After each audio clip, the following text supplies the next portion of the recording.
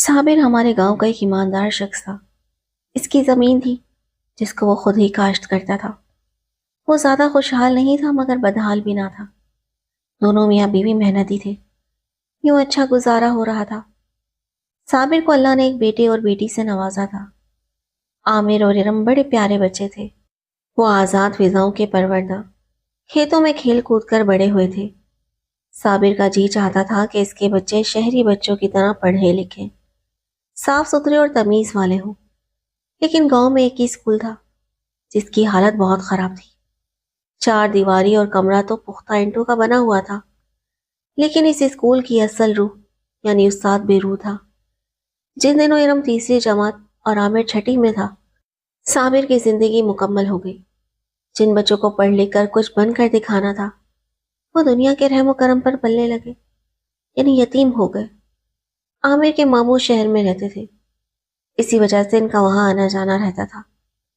جب صابر کی بیوی صاحبہ اپنے بھائی عثمان کے گھر جاتی اور بھتیجوں کو اسکول جاتے دیکھتی تو اس کا دل چاہتا کہ وہیں رہ جائے تاکہ اس کے بچے بھی کسی اعلیٰ تعلیمی ادارے میں جا سکیں، مگر اس کی بھابھی کو یہ بات پسند نہ تھی۔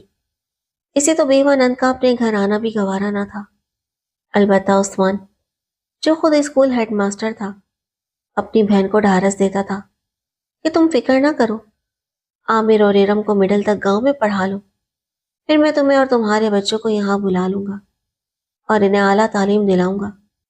عامر ماموں کے گھر چلا گیا تو مومانی نے اسے دیکھتے ہی منہ پھلا لیا۔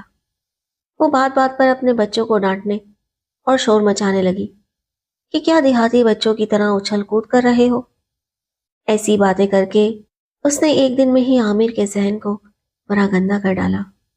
وہ سمجھ گیا کہ ہم یہاں نہیں رہ سکیں گے، مومانی ہمیں ذرا بھی برداشت نہیں کرے گی۔ دوپہر کو عثمان اسکول سے لوٹا تو اسے اپنا منتظر پایا۔ وہ بیچارہ سہما سکڑا برآمدے میں بیٹھا تھا، اس کا بیگ بھی باہر ہی رکھا تھا، جیسے اس گھر سے اس کا کوئی رشتہ نہ ہو، جیسے وہ بھکاری ہو۔ عثمان اسے کمرے میں لے گیا اور کھانا وغیرہ کھلا کر سلا دیا تاکہ تھکا ہارا لڑکا کچھ دیر آرام کر لے۔ شام کو اس نے عامر کو ساتھ لیا اور گھر سے نکل گیا۔ بیوی یہ سب ٹیڑھی نظروں سے دیکھ رہی تھی مگر چپ تھی، شاید وہ ہوا کے رخ کا انتظار کر رہی تھی۔ عثمان عامر کو سیر کے بہانے چڑیا گھر لایا اور پھر ایک بینچ پر دونوں سستانے بیٹھ گئے۔ تبھی وہ گویا ہوا، بیٹے عامر، میں نے تیری ماں سے یہ وعدہ ضرور کیا تھا کہ میں تم لوگوں کو شہر بلا کر پڑھاؤں گا، لیکن میں تم لوگوں کو اپنے گھر پہ رکھنے سے مجبور ہوں۔ یہ بات تمہاری مومانی کو منظور نہیں ہے۔ میں تمہارے لیے کرائے کا مکان دیکھنے گیا تھا، لیکن یہاں مکانوں کے کرائے بہت زیادہ ہیں، تمہاری ماں اتنا کرایہ کہاں سے ادا کر سکے گی۔ اب ایک ہی صورت رہ جاتی ہے کہ تم لوگ اپنی دیہات والی زمین فروخت کر کے یہاں شہر میں مکان لے لو، تبھی تم پڑھائی کا ارمان پورا کر سکتے ہو۔ یوں عامر ایک رات کسی نہ کسی طرح ماموں کے گھر کاٹ کر صبح ہی صبح واپس گاؤں روانہ ہو گیا۔ جہاں صاحبہ سمجھ رہی تھی کہ عامر اپنے ماموں کے پاس گیا ہے تو اسے وہاں 15-20 دن تو لگ ہی جائیں گے، مگر وہ تو دوسری صبح ہی گھر آ گیا۔ صاحبہ کو بڑی حیرانی ہوئی، تم اتنی جلدی آ گئے؟ اس نے حیرت سے دریافت کیا۔ ہاں ماں، وہاں زیادہ رہ کر کیا کرتا؟ کیوں، تم ماموں کے گھر گئے تھے، کچھ دن چھٹیاں گزارتے، اسکول میں داخلے کا پتہ کرتے، شکر کرو کہ ایک رات بھی رہ لیا۔ مومانی نے گھر کے باہر گلی میں چارپائی ڈال کر سلا دیا۔ 2 راتیں اور رہ جاتا تو وہ میرا بیگ ہی باہر گلی میں رکھ دیتی، لڑکے نے جواب دیا۔ یہ باتیں سن کر صاحبہ کا دل دھڑکنا بھول گیا۔ اس کے اندر امیدوں کا جو دیا جگمگا رہا تھا وہ جیسے ایک جھٹکے سے بجھ گیا۔ ماں کی آنکھوں میں آنسو جھلملاتے دیکھ کر عامر نے بات کو سنبھالنا مناسب سمجھا۔ اس نے کہا، ماں، ہمیں شہر میں اپنا گھر لینا چاہیے، ماموں کے گھر میں اتنی جگہ نہیں ہے کہ ہم وہاں رہ سکیں، پھر اپنے گھر کی بات ہی اور ہوتی ہے، اس میں عزت ہے۔ بیٹا، ہمارے پاس اتنی رقم کہاں ہے کہ ہم وہاں گھر خرید سکیں۔ ماموں کا خیال ہے کہ اگر ہم اپنی زمین فروخت کر دیں تو اس رقم سے وہاں کسی سستی آبادی میں 2 کمروں کا بنا بنایا گھر مل سکتا ہے۔ یہ چند بیگھہ زمین ہماری پہچان اور تمہارے باپ کی نشانی ہے، میں اسے بیچ نہیں سکتی۔ صاحبہ نے تڑپ کر کہا، ماں، ہمارے مستقبل کی خاطر تم کو یہ سودا مہنگا نہیں پڑے گا۔ یہ زمین کا ٹکڑا ہمیں کیا دے گا؟ ہمارا مستقبل تو نہیں بنا سکے گا۔ اچھا، میں تمہارے چچا سے مشورہ کروں گی، صاحبہ نے ٹوٹے ہوئے دل سے جواب دیا۔ وہ ہفتہ بھر شش و پنج میں رہی، کبھی سوچتی کہ خود شہر جا کر عثمان سے بات کریں، اور کبھی ہمت ہار جاتی۔ 90 دن عثمان خود گاؤں آ گیا۔ اسے اپنے گھر دیکھ کر صاحبہ کھل اٹھی۔ بس نہیں چلتا تھا کہ آسمان سے ستاروں کی کہکشاں اتار لائے اور بھائی کے قدموں میں بچھا دے۔ آج وہ اتنی خوش تھی جیسے کسی نے اس کے دامن میں دنیا کے سارے پھول ڈال دیے ہوں۔ بھائی بہن محبت سے گلے ملے۔ صاحبہ نے گھر میں پلتی مرغی ذبح کروائی، عمدہ چاول پکائے، مکھن، روٹی اور شہد، ہر جو کچھ بن پڑا دسترخوان پر سجا دیا۔ شام کو بہن بھائی حال احوال کرنے بیٹھے تو عثمان نے کہا، میری پیاری بہنا، میرا دل چاہتا ہے کہ میں تم کو آج ہی شہر لے چلوں، مگر کیا کروں، بیوی کی وجہ سے مجبور ہوں۔ وہ تم کو 2 دن بھی خوشی سے برداشت نہیں کرے گی۔ اس کے کڑوے کسیلے الفاظ سن کر تم دل گرفتہ ہو جاؤ گی اور دوسرے ہی دن بھاری دل کے ساتھ لوٹ آؤ گی۔ اس لیے میری تجویز ہے کہ تم اپنی زمین بیچ کر شہر میں اپنا گھر خرید لو، باقی تمہاری ذمہ داری میں اٹھا لوں گا اور بچوں کی دیکھ بھال بھی کروں گا۔ میں نے وہاں تمہارے لیے ایک بہت اچھا مکان دیکھا ہے جو زیادہ مہنگا نہیں ہے، وہ میرے گھر سے کچھ دور ہے، مگر تمہارے لیے اچھا رہے گا کیونکہ تم کھلے گھر میں رہنے کی عادی ہو اور شہر کے بیچوں بیچ مکان چھوٹے ملتے ہیں۔ بھیا، میں وہاں اکیلی کیسے رہوں گی؟ بیٹی کا ساتھ ہے اور چاروں طرف اجنبی لوگ ہوں گے۔ صاحبہ نے خدشے کا اظہار کیا۔ عثمان نے تسلی دی، اس کی تم فکر مت کرو، میں روز تمہارے پاس چکر لگایا کروں گا، ارد گرد اچھے لوگ ہوں گے، میں خود تسلی کر لوں گا۔ وہاں لڑکوں اور لڑکیوں کے لیے علیحدہ اسکول بھی قریب ہے۔ عامر اور ارم پڑھ لکھ جائیں گے تو تمہاری اور صابر کی درینہ آرزو پوری ہو جائے گی۔ اسی آرزو کے شوق میں ہی تو تمہاری بات مان رہی ہوں بھیا۔ عامر ہل نہیں چلا سکتا اور نہ ہی جلتی دھوپ میں فصل بو سکتا ہے۔ میں اس کے چاچو کو بلاتی ہوں، تم دونوں آپس میں صلاح مشورہ کر کے میرے بچوں کے حق میں کوئی اچھا فیصلہ کر لو۔ عثمان نے محمد بخش سے مشورہ کیا اور زمین بیچنے کی بات کی تو اس نے کہا، بھائی، میرا مشورہ تو یہ ہے کہ تم 5 بیگھے بیچ دو اور باقی 3 رہنے دو، یا پھر زمین گروی رکھ کر بینک سے کچھ قرضہ لے لو۔ عثمان نے جواب دیا، میں ان چکروں میں نہیں پھنس سکتا، میرے پاس اتنا وقت کہاں ہے، میں تو ملازمت پیشہ آدمی ہوں۔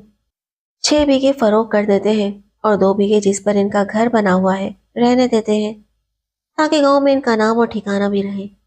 غرض 6 بیگھے زمین بک گئی، جسے محمد بخش نے اپنی زمین بینک میں گروی رکھ کر خود ہی خرید لیا۔ عثمان نے بہن کو شہر سے دور ایک اچھی آبادی میں مکان خرید کر دیا اور باقی رقم صاحبہ کے نام پر بینک میں جمع کرا دی تاکہ منافع سے گھر کا گزارا چلتا رہے۔ صاحبہ کو یہ مکان اور یہ آبادی پسند نہ آئی، وہ بھائی کے گھر کے پاس رہنا چاہتی تھی، مگر مجبوراً اسے قبول کر لیا کیونکہ جہاں عثمان کا گھر تھا وہاں مکان مہنگے تھے۔ بچوں کا شہر آ کر پڑھنے کا مسئلہ حل ہو گیا۔ عامر کو ایک کام سے اسکول میں داخلہ مل گیا اور ارم بھی لڑکیوں کے اسکول جانے لگی۔ یوں تعلیم کی رکی ہوئی گاڑی پھر سے چل پڑی۔ عامر پڑھائی میں تیز تھا، وہ ہر سال اچھی پوزیشن لے کر پاس ہو جاتا تھا۔ ارم بھی پاس ہو جاتی تھی۔ صاحبہ نے اسے 10 جماعتیں پڑھا کر PTC کرا دی۔ حالانکہ ارم کالج جانا چاہتی تھی، لیکن کالج اس آبادی سے کافی دور تھا، پھر وہ کالج کے اخراجات بھی پورے نہیں کر سکتی تھی۔ سب سے بڑی رکاوٹ ارد گرد کی آبادی تھی۔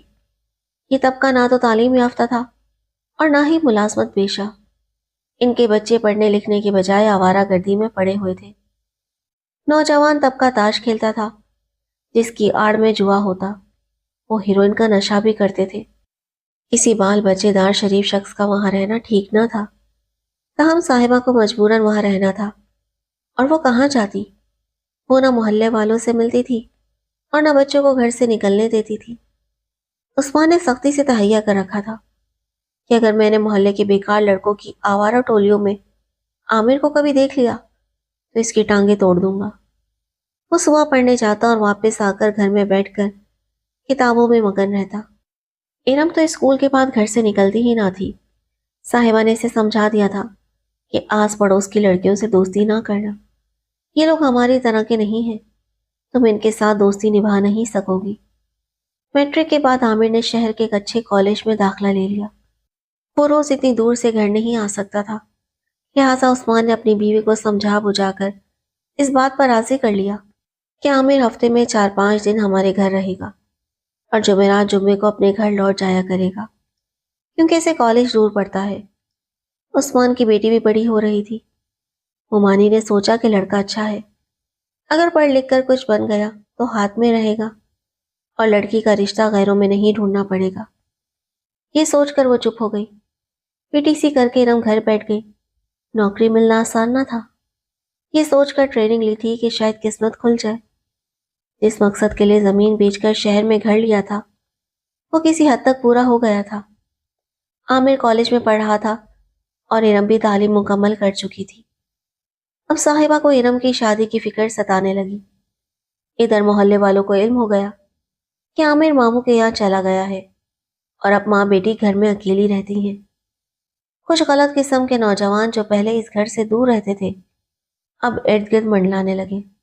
انہیں خبر ہو گئی تھی کہ اس گھر کا نوجوان محافظ ہفتے میں صرف 1 دن کے لیے ہی گھر آتا ہے۔ ارم گھر میں بور ہوتی اور ماں سے الجھی رہتی۔ وہ چڑچڑی اور بد زبان ہو گئی تھی۔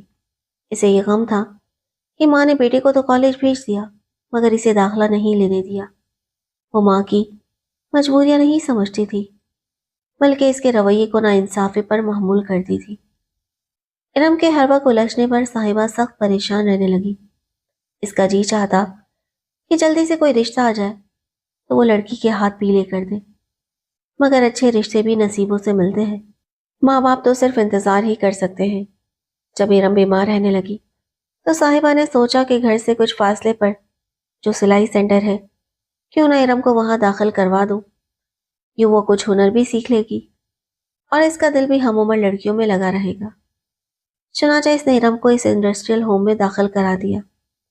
شروع میں وہ ارم کو خود چھوڑنے جاتی اور پھر لینے بھی، مگر یہ بڑا مشکل کام تھا۔ سارا دن اسی آنے جانے میں بیت جاتا اور گھر کا کام پڑا رہتا تھا۔ وہ محنت مشقت یا سلائی کڑھائی جیسا کوئی کام بھی نہ کر سکتی تھی جس سے 4 پیسے کی آمدنی ہو جاتی۔ انہی دنوں ارم کے ساتھ ایک اور لڑکی نے بھی داخلہ لے لیا جو محلے کی ہی تھی۔ یوں دونوں ساتھ آنے جانے لگی۔ صاحبہ مطمئن ہو گئی کہ اس نے ارم کی بیزاری کا اچھا حل نکال لیا ہے۔ اسے کیا خبر تھی کہ محلے کے آوارہ لڑکوں کی نظریں اس کی بیٹی پر ہیں۔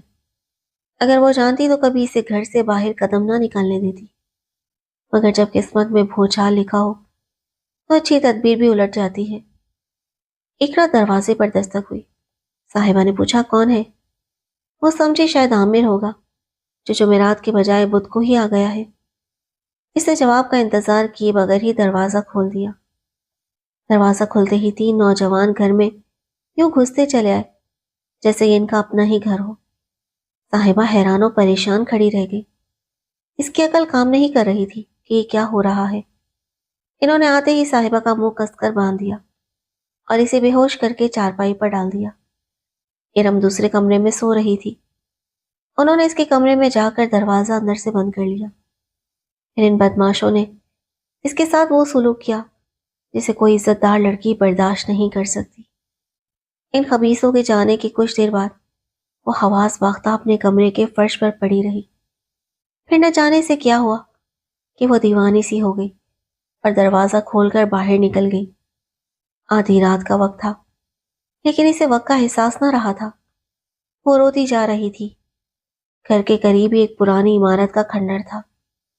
وہ اس کھنڈر پر چڑھی اور بلندی سے چھلانگ لگا دی۔ صاحبہ کو ہوش آیا تو وہ اٹھی اور ارم کے کمرے کی طرف دوڑی، مگر وہاں ارم نہ تھی۔ وہ بدحواس ہو کر گھر سے بھاگی اور پڑوسیوں کے دروازے زور زور سے پیٹنے لگی۔ یہ سحر کا وقت تھا۔ انہوں نے دروازہ کھولا تو صاحبہ نے چلانا شروع کر دیا، ارم گھر میں نہیں ہے، میری ارم کو ڈھونڈو، اسے کوئی لے گیا ہے۔ ایک دم سارا محلہ اکٹھا ہو گیا۔ سب کے پوچھنے پر صاحبہ نے رو رو کر رات کا واقعہ بڑی مشکل سے سنایا، لیکن اس کی بات کوئی ماننے کو تیار نہ تھا۔ کوئی ارم کی بے گناہی کو سمجھنے کی کوشش نہیں کر رہا تھا۔ لوگ آپس میں چہ مگویاں کر رہے تھے کہ کیا پتا خود ہی کسی کے ساتھ بھاگ گئی ہو۔ اس گھڑی سب صاحبہ اور ارم کی شرافت کو بھول گئے۔ آخر علاقے کے نمبردار کو کسی نے اطلاع دی۔ وہ آیا اور کہنے لگا، چند آدمی میرے ساتھ چلو، کیا خبر کہیں پیروں کے نشان مل جائیں۔ لالٹین لے کر سب اسی وقت ارم کی تلاش میں نکل کھڑے ہوئے۔ تھوڑا سا آگے گئے تو انہیں ارم کا سراغ مل گیا۔ جب وہ کھنڈر کے پاس پہنچے تو ایک آدمی نے کہا، اس کھنڈر میں دیکھ لیں۔ انہوں نے ٹارچ کی روشنی وہاں پھینکنی شروع کر دی۔ کچھ لوگ کہہ رہے تھے کہ یہاں تلاش بیکار ہے، یہ صدیوں سے ویران پڑا ہے، لیکن جب انہوں نے کھنڈر پر چڑھ کر نیچے روشنی ڈالی تو گڑھے میں انہیں ارم پڑی نظر آئی۔ قریب جا کر دیکھا تو وہ سارا معاملہ سمجھ گئے۔ اس کے بال بکھرے ہوئے اور کپڑے کئی جگہ سے پھٹے ہوئے تھے۔ اس کے جسم پر بھی تشدد کے نشان واضح تھے۔ انہوں نے ارم کو ہلا کر سیدھا کیا۔ وہ ابھی تک زندہ تھی، مگر اس کی سانس اٹک اٹک کر چل رہی تھی۔ وہ جلدی سے اسے اٹھا کر گھر لے آئے۔ محلے کی عورتیں جمع تھیں اور صبح ہو چکی تھی۔ صاحبہ رو رہی تھی، مگر اب اس سے رویا بھی نہ جا رہا تھا۔